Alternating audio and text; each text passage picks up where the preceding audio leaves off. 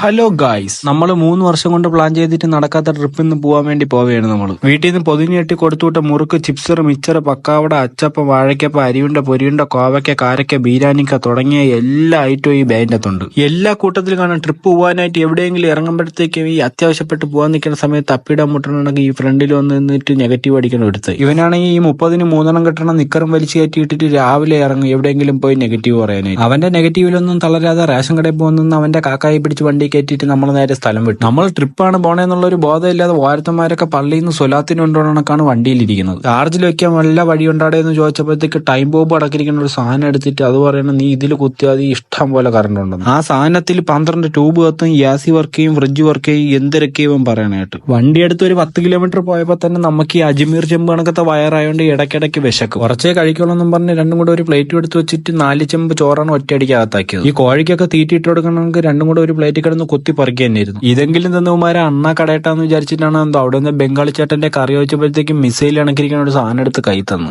ഇവനാണെങ്കിൽ അത് കിട്ടിയ വാക്കിനി സ്രാവിനൊക്കെ ചൂരക്കൂട്ടി കിട്ടിയണക്ക് ഒരു ഒറ്റ വിഴുങ്ങല്. പുറത്ത് നല്ല മഴയായോണ്ട് ഈ വെറുമ്പൊക്കെ മിച്ചറുണ്ടണക്ക് വരിക്കാണ് നമ്മൾ പോയത്.